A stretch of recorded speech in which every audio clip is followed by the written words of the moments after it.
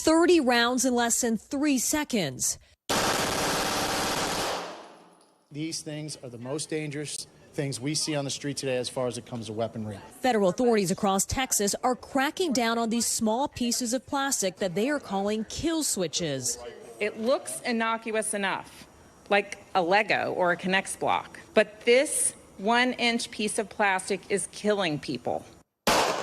Raising awareness on the small 3D printed parts that fit into the back plate of a gun. They're very, very small, very easy to miss, and this is in the semi-automatic configuration, and all we do is turn it, and it's now into the fully automatic position. Giving pistols the firepower of illegal machine guns.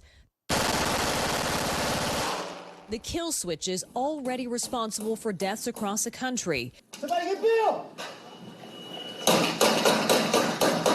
Including that of Houston police officer Bill Jeffrey in 2021, killed in a burst of automatic fire triggered by this device.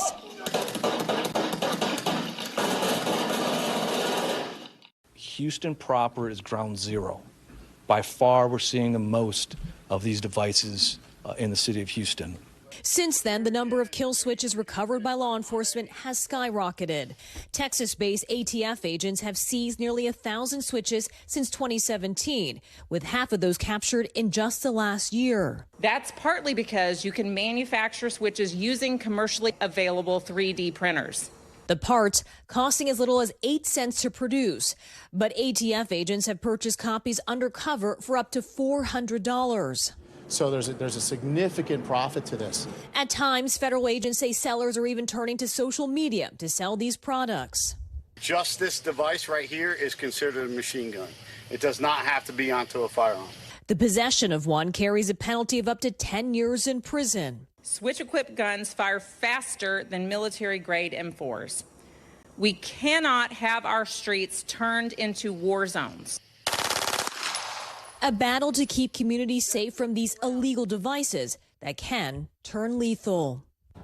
Kathy Park joins Top Story tonight. Kathy, we saw there in your story how quickly shots can be fired when a switch is installed. What are officials doing, though, to make sure these switches aren't being used in the first place?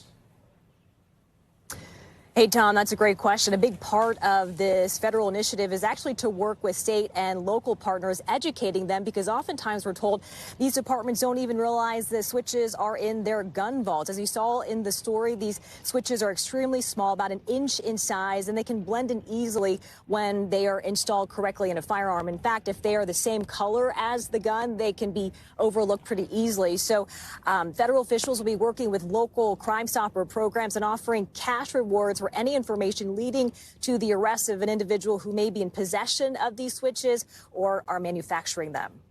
Tom? All right, Kathy Park for us. Kathy, we thank you for that. Thanks for watching. Stay updated about breaking news and top stories on the NBC News app or follow us on social media.